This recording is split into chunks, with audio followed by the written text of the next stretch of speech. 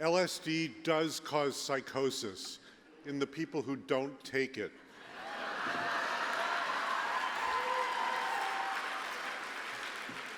So said Timothy Leary at the height of the 60s after acid had escaped from medical labs and gone wild in the streets. It was as though the counterculture had moved from Kansas to Oz. By 1966, LSD was illegal, tragically shutting down and stigmatizing highly promising medical experiments for decades to come. The experiments ranged from the sublime to the ridiculous. LSD showed such promise in treating alcoholism that Alcoholics Anonymous founder Bill Wilson considered including it in his program. In Britain, the military gave it to soldiers. 50 minutes after taking the drug, radio communication had become impossible, with one soldier climbing a tree to feed the birds.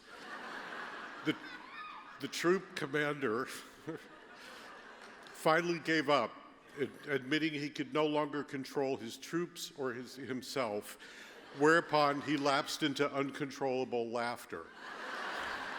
So much for military use. Leading medical researcher Stanislav Grof, who worked with LSD while it was legal in the 50s and 60s in Prague and in Maryland at the US National Institute of Mental Health, says this: "The cartography that emerged out of this work was a vast expansion beyond what we currently have in psychiatry and psychology. You can map different layers of the psyche, a kind of chemical archaeology. It opened up a vast domain that we now call transpersonal experiences. The other major discovery was the self-healing potential of the psyche. When you change consciousness, it activates your self-healing potential. The fact that we have such narrow and superficial psychiatry means that we diagnose as psychotic certain states which potentially could be transformative, healing, even evolutionary.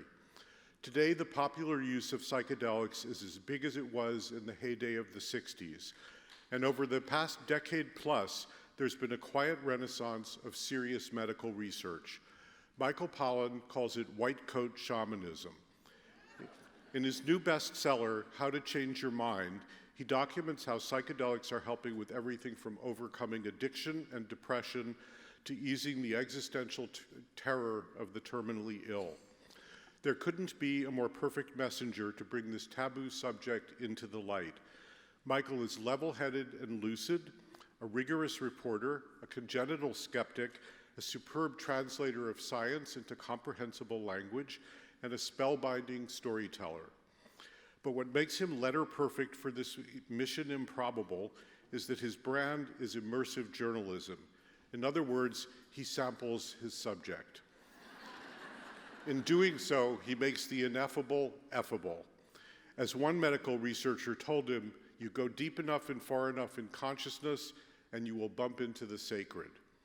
In his many groundbreaking and highly influential books and articles, Michael has almost single-handedly shifted the national conversation on issues central to human existence: our relationship to food with the Omnivore's dilemma, and to cultivar plants with the Botany of Desire. Now he's done it again. How to Change Your Mind is the authoritative, up-to-date analysis of everything science has learned and all the mysteries yet to be explored. If anyone can open people's minds to this uniquely impressive curative abilities that these substances have demonstrated, it's Michael. Human consciousness is one of the greatest mysteries of existence. As Tom Bissell wrote in the New York Times Book Review, Pollan predictably does the impossible. He makes losing your mind sound like the sanest thing a person could do. Please join me in welcoming the white rabbit of immersive journalism, who's losing his mind and proud of it, Michael Pollan.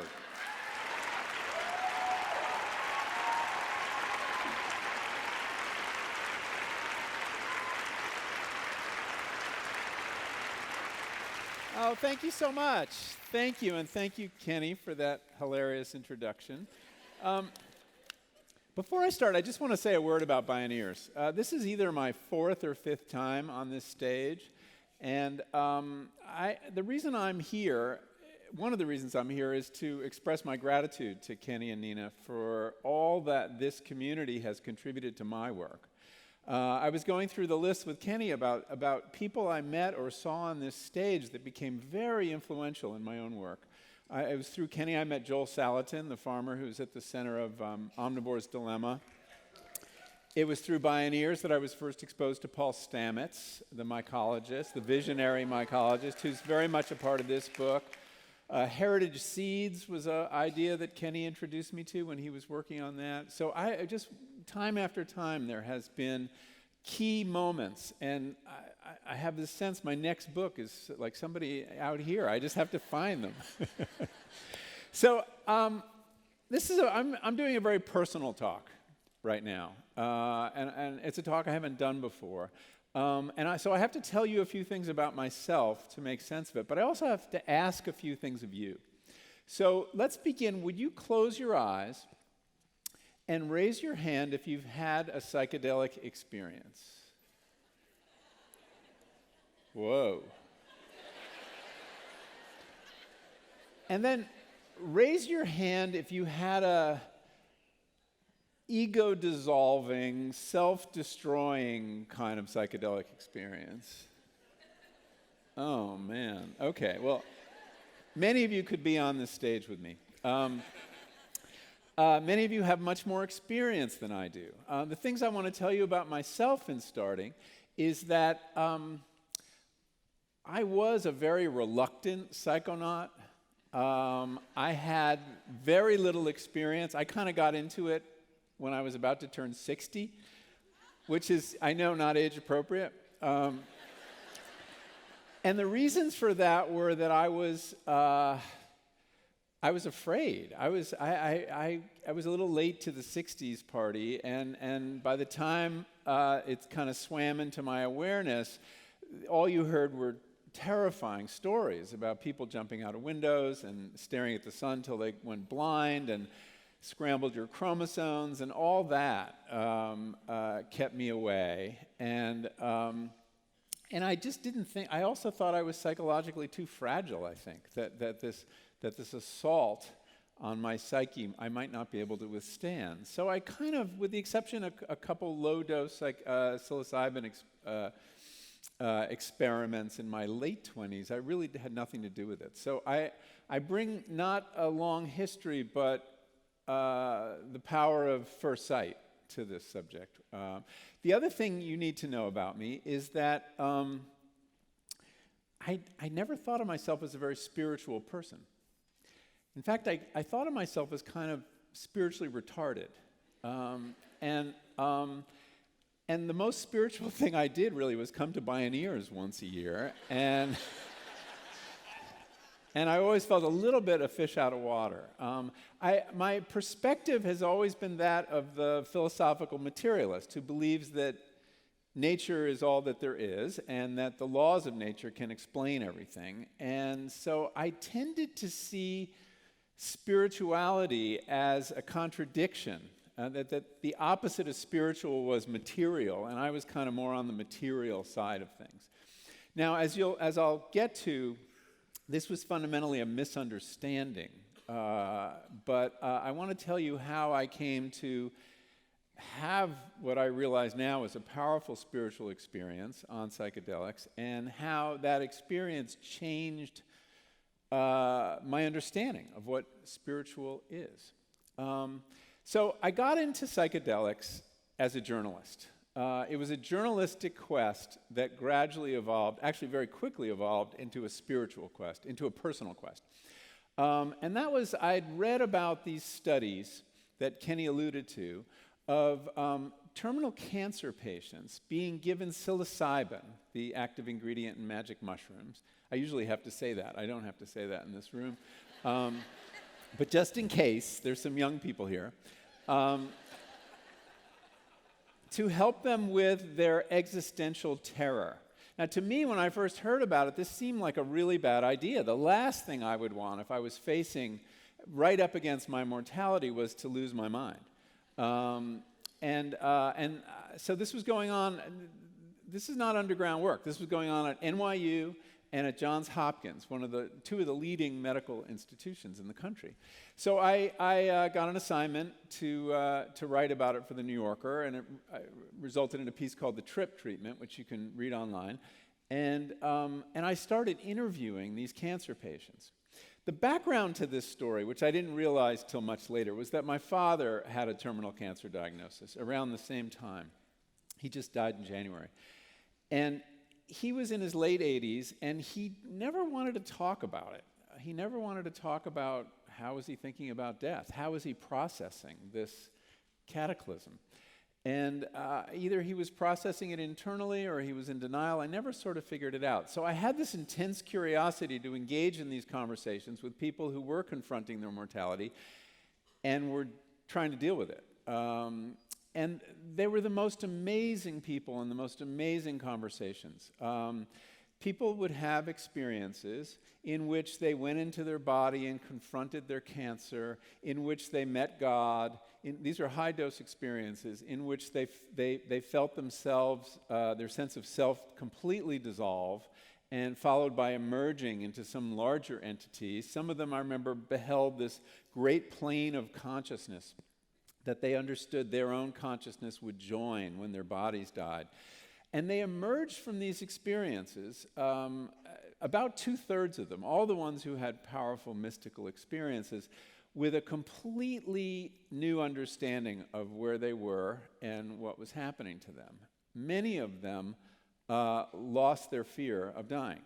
It was the most incredible thing and very hard for me to understand from outside. I remember there was one woman I interviewed who had ovarian cancer. It was in remission, but she still had this terror of recurrence. This is a woman in her early 60s and a fairly timid woman, figure skating instructor in Manhattan, and she went into her body on her experience, and she saw this black mass underneath her rib cage, and she realized that wasn't her cancer because it was in the wrong place.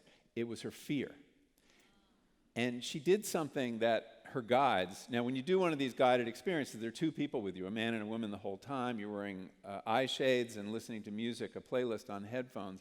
And all of a sudden she screams at the black mass, although they don't know this, "Get the fuck out of my body." And with that, her fear just poof, disappeared. And I wrote in the article, in the draft, and her fear was, substantially diminished, something safe that would get past the New Yorker fact checkers. But when they called her to read this, and they said, well, is it true that your fear was substantially diminished, fear of death? She said, no, he got that wrong. That's completely wrong. My fear was eliminated. So these stories made me intensely curious to understand what this experience was from the inside. I wrote that article not thinking I would ever try psilocybin or have a high-dose experience, but I decided I now had to. For that reason, curiosity, but also it is, as Kenny said, it's the kind of journalism I do. When I wrote about the cattle industry, I bought a cow. And so my readers expect no less. But I have to say, I was terrified. I had a sleepless night before. I had several guided experiences and unguided experiences on several different medicines. And every night, there would be this ping-pong match of, are you crazy? You could have a heart attack. You're going to go to the middle of nowhere with this guy, and is he going to call 911 if something happens? And then this other voice was like, aren't you really curious to know what would happen? And I realized the first voice was my ego defending itself because it knew what was coming, an assault on it. And the problem with your ego is it has command of your rational faculties, so it makes really good arguments that are hard to ignore. But in every case, I was able to ignore it. But you have to realize, too, when you start late, I had to call my cardiologist before I did this. When you're 60, so he was cool with everything except MDMA. And he may have been wrong about that. I don't know. So I want to tell you about two of the experiences I had. One briefly, and I'm bringing up this one because it really connects to what Monica was talking about earlier, which was as many of you know, I've written a lot about plants, and it's really my first love as a writer and as a gardener. And I've always, in Botany of Desire, I talked about the fact that we're not the only subject in nature, that the plants have a point of view too. The subtitle of that book was A Plant's Eye View of the World. But this was an intellectual conceit until I used psychedelics. So I had without a guide, I had a fairly high dose experience in my garden, and I had a very strong sense of the plant, that consciousness was spread more equally over the natural world than I had ever thought before, and that as I was gazing at these leaves were gazing back at me with incredible benign, affect, but that everything was much more alive than it had ever been. And so what had been this intellectual conceit became this felt truth, this conviction. And I think that's one of the things psychedelics do, is that they put flesh on ideas. Ideas I'd already had. So I want to read you a brief passage. It's the only thing I'm going to read for reasons of time, from what it was like to walk through my garden toward the end of this experience, and picture a summer day in New England, very hot summer day with lots of things flitting around. My walk back to the house was, I think, the peak of the experience, and comes back to me now in the colors and tones of a dream. There was again the sense of pushing my body through a mass of air that had been sweetened by phlox and was teeming, almost frenetic with activity. The dragonflies, big as birds, were now out in force, touching down just long enough to kiss the phlox blossoms and then lift off before madly crisscrossing the garden path. There were more dragonflies than I had ever seen in one place, so many, in fact, that I wasn't completely sure if they were real. Judith, my wife, later confirmed the sighting when I got her to come outside. And as they executed their flight patterns, they left behind them contrails that persisted in the air, or so at least it appeared. Dusk now approaching, the air traffic in the garden had built to a riotous crescendo. The pollinators making their last rounds of the day, the plants still signifying to them with their flowers, me, me, me. In one way, I knew this scene well, the garden coming briefly to life after the heat of a summer day had relented, but never had I felt so integral to it. I was no longer the alienated human observer, gazing at the garden from a distance, whether literal or figural, but rather felt part and parcel of all that was transpiring here. So the flowers were addressing me as much as the pollinators, and perhaps because the very air that afternoon was such a felt presence, it was so humid, one's usual sense of oneself as a subject observing objects in space, objects that have been thrown into relief and rendered discrete by the apparent void that surrounds them, gave way to a sense of being deep inside and fully implicated in the scene. One more being in relation to the myriad other beings and to the whole. Everything is interaction and reciprocal, wrote Alexander von Humboldt, the great 18th century naturalist, and that felt very much the case. And so for the first time, did this, that he also said, I myself am identical with nature. So that was, thank you. That was a very profound experience, and I would describe that as spiritual, and I'll tell you what I mean after I give you this experience, this other one, where I, thus emboldened, I went further and much deeper. So I arranged to have a high dose, kind of matching the doses in these NYU and Hopkins studies, 25 milligrams of psilocybin, although I had mushrooms and not the chemical, which has been isolated. I was working with a guide somewhere on the East Coast, very experienced, a woman who was a wonderful guide, and I felt very safe in her space. And that is critically important if you're willing to have your ego dissolve. You do need to feel safe.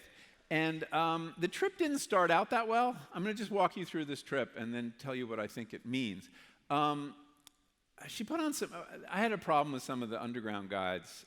This was not this was obviously an underground illegal experience, not I couldn't get into the trials at Hopkins or NYU because I didn't have a cancer diagnosis or any of the other diagnoses they were working with.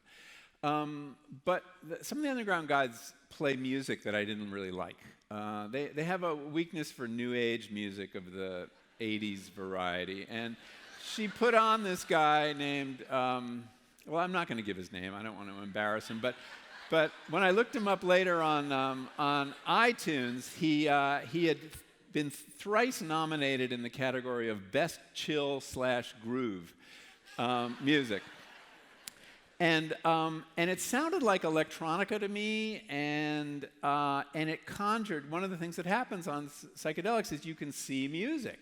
And what I saw was a computer-generated black and white landscape that was not my thing. I don't like video games. It's not the space I wanted to be in. I wanted natural imagery, and it went on and on and on, and I started to feel kind of claustrophobic. And we argued about the music, and I had her change it, but I was stuck in computer world. And finally, I had to pee, and I took off the eye shades. And what the amazing thing is, you can kind of like come back into reality when you need to for a little while. And she kind of helped me get to the bathroom, and I was very careful not to look in the mirror. You don't want to do that. I said this to an audience in England of very experienced people, and they were like, "Oh yes, trip face." So I didn't do that, and I produced this spectacular crop of diamonds, and then made my way back to the futon where I was. And Mary asked me if I wanted a little more, a booster dose. And I was in for the whole thing, so I said yes.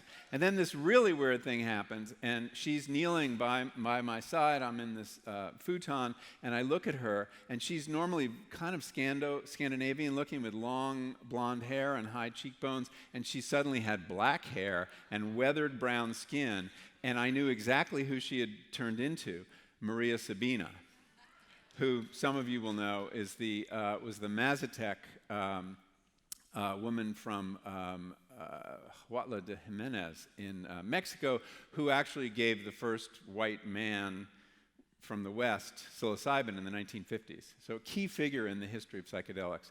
And she had turned, and I didn't think I should tell Mary what had happened to her. So I took the additional dose, and I put on the eye shades again, and then the most spooky thing happened. I'm out of computer world now, and I suddenly, and the pronouns are going to sound weird, I see myself burst into just this cloud of little Post-it notes. I'd been blasted to bits, but I was watching the scene. There was another perspective that had opened up, and I watched, and then I looked out, and I'd been liquefied. I had turned into paint or butter, just kind of coating the landscape. But I was fine with it. This other I had emerged, was like, that's what happens, you turn into paint. And it was the most amazing thing. I didn't have a self, but this other perspective had arisen that had this perfect equanimity. Whatever happened is fine. It wasn't exactly me, and I don't know what it was. Aldous Huxley would say it was the mind at large. It was some kind of universal consciousness. But I realized it was precisely the consciousness that those cancer patients had described to me. The one that made the death of their bodily selves and their egos bearable. And when that happens, when your self falls apart, if you feel safe, because if you fight this, that's a bad trip. If you feel safe, without the walls of the ego and the self, these channels open up. And you feel this powerful sense. What rushes in is your sense of connection. Because there's nothing you have no defenses anymore. You are wide open. And so you merge, whether it's with nature or other people. And you feel these channels of love opening up, and this sense of fellow feeling with natural things. And and for me, there was a moment where I merged with a piece of music that I had persuaded her to put on, this Bach unaccompanied cello Concerto, which is an amazing, sad piece. I mean, it's all about death. This is the suite in G minor.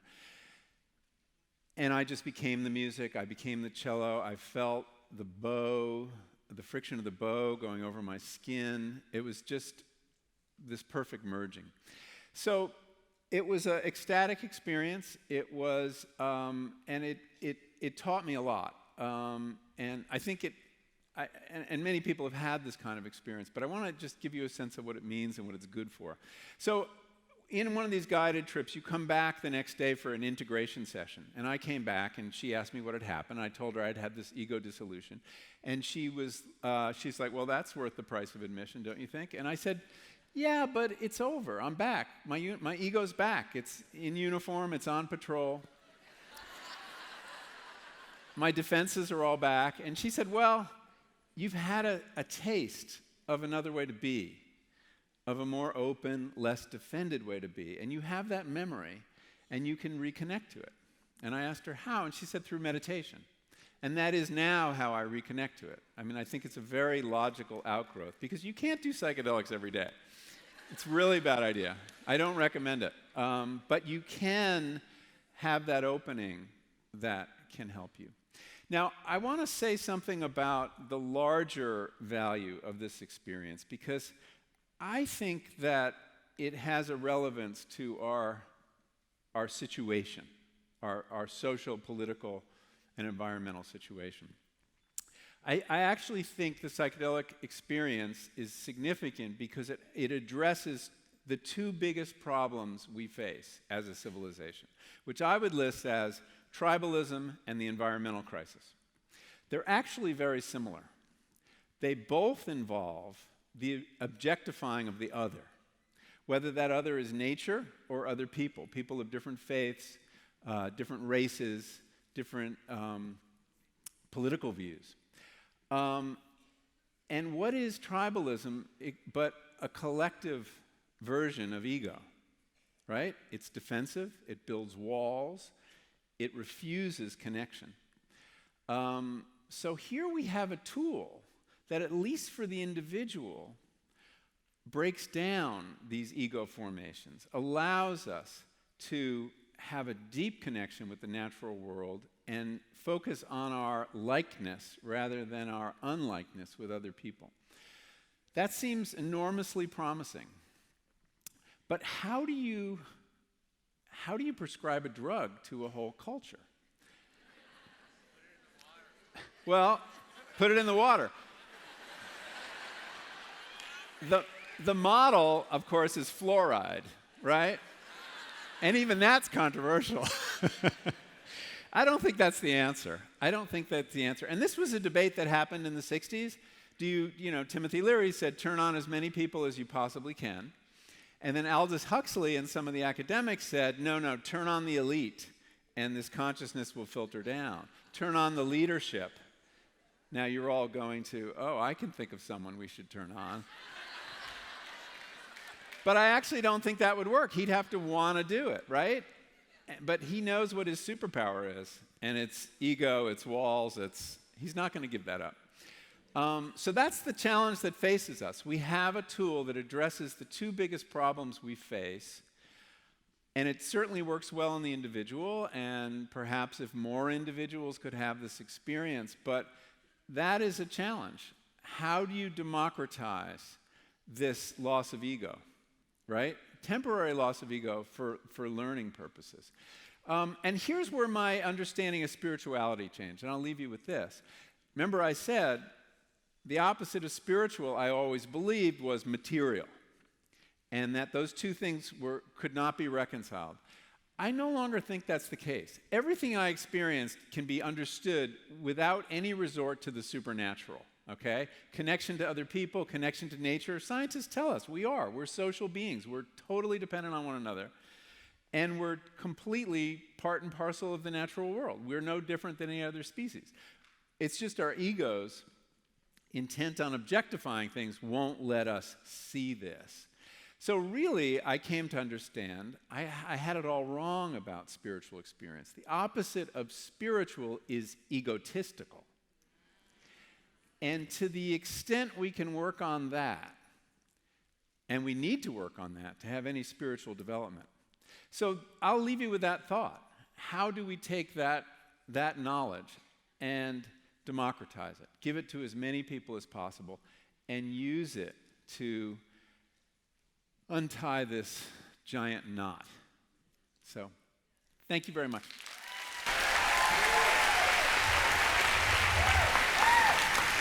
Thank you.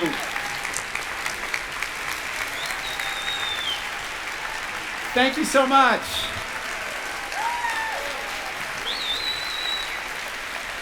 You're very generous. Go have some lunch. I'll see you later.